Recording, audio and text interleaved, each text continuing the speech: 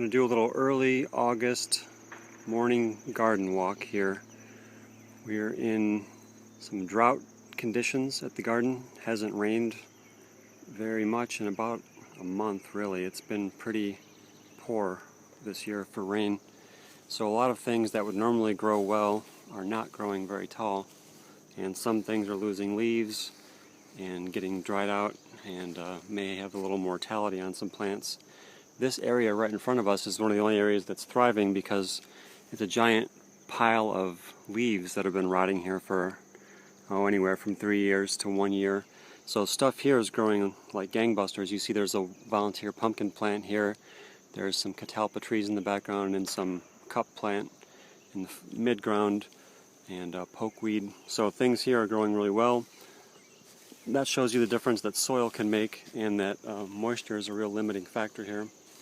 So right now the got motherwort here, that's kind of just finishing off its flowering. Pokeweed behind that is kind of done flowering for the most part and starting to set its berries. Echinacea is kind of on the tail end of its flowering.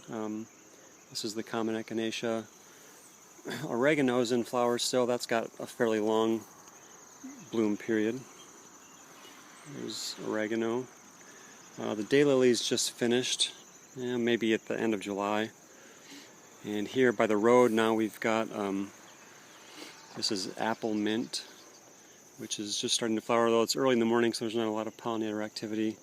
Cup plant this year is only standing about not even 5 feet tall. Normally in a good year that would be 8 feet tall at least, but that just shows you that it's not having a good time with this drought.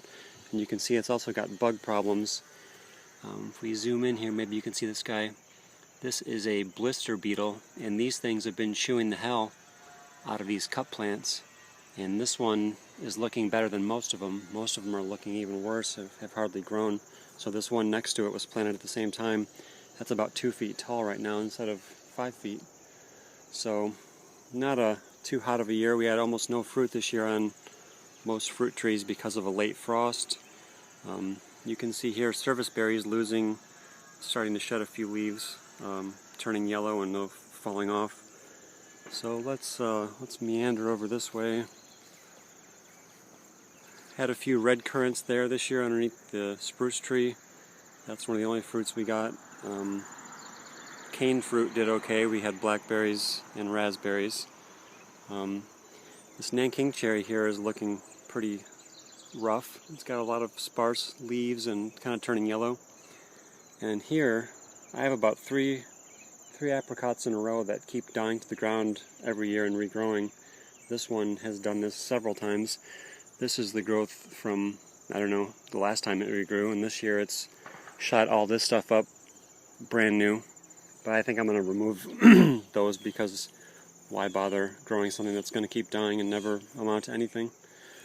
I planted some showy goldenrods around the garden, and there's one that's flowering early.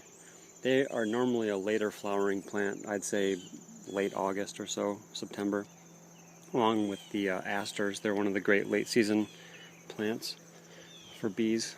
Here we have I think this one is a quince. Oh, this is the aroma tenaya or something, quince. This is a false indigo that's looking a little sad with its discolored leaves. Then we go over here to the pawpaw patch, or one of the pawpaw patches, and not a lot of growth on those this year, not surprisingly. We'll see if those ever amount to anything. This one here has been in the ground for 7 years at least, and it's still just a little taller than my waist. Does not like the soil here. Here we've got wild senna and monarda. Monarda was really beautiful about a week ago. Now it's kind of mid-season or starting to trail off. Wild senna too is just a little bit past prime, but that's a native nitrogen fixer. You can see the kind of bean-like foliage. And as we walk around here, not a lot of flowers at the moment in this wildflower garden, butterfly garden, but you can see over here this downy sunflower is just about to open some of its flowers up, and that'll be a beautiful sight when it does. There's rattlesnake master here, which is the coolest named plant in my garden. These are its flowers. And you've got a cup plant here that's just starting to open. In the back you've got some little purple flowers, and I might forget the name of those, but those have kind of self-seeded all over the garden here. Let's see if I can show you a better one. I want to say they're a wild petunia or something, but I could be wrong about that. Anyway, they seem to be self-seeding well. Something else that's self-seeding well, a little better than I would have liked it to, is big blue stem. And you can see there's that big one here, and then there's a bunch of other ones that have come up. You can see the tall spires of grass. So I'm going to have to dig some of those out and move them before the whole garden gets taken over by big blue stem, rather. And you can see its little seed heads here. They call this turkey foot, is another name for it, and that's because of the shape of these seed panicles or pods or whatever you want to call them. Little pollen deals on there. Let's see, here we got some pear trees. Not looking too hot this year, not putting on much growth because of the bad year. This pear tree looks really rough. This is European pear. I think this is Ubeline. And this tree looks like about half dead. It's got leaf problems. It's also got some splitting bark issues on a couple of... Let's see if you can see this here. Yeah, maybe it doesn't want to focus. But it's got bark splitting for some reason. I'm not sure why. And yeah, the leaves don't look too thrilled. This European pear, I think this is Harrow Sweet, and it's got some fruit this year, although not too many, only a handful. I put little bags on them. I'm going to have to switch those bags out for larger ones here any day now because they're going to outgrow these. But that keeps the bugs off, and since I had so little fruit this year, I thought it's worth bagging some. This is a little leaf linden tree, which is growing well, but it's showing some drought stress with those yellow leaves. Over here there's a little quince bush there, and some echinacea, and a bunch of wild carrot. Wild carrot's a pretty reliable flower throughout the later summer. Here's a little baby chestnut tree here that's maybe 2 years old.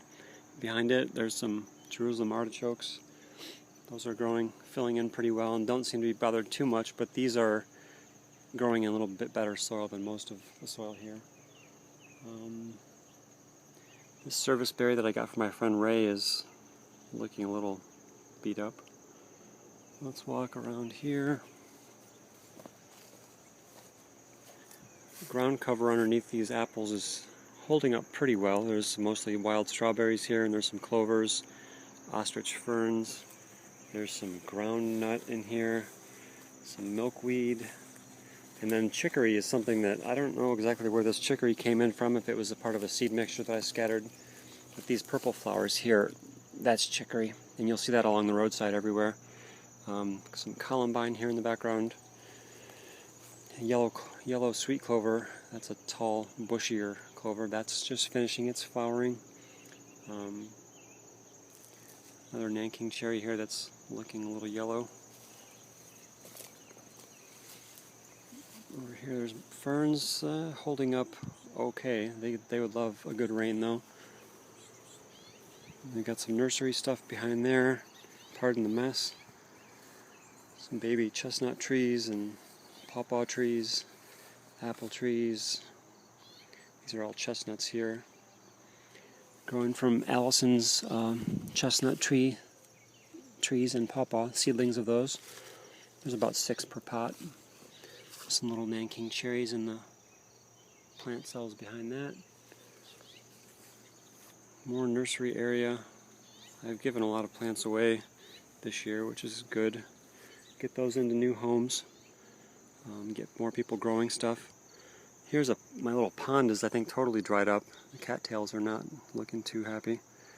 We need a rain bad. This pond has a slow leak, so it tends to empty itself every so often. Let's see. Beyond there we've got a peach tree that did not have fruit this year because of the late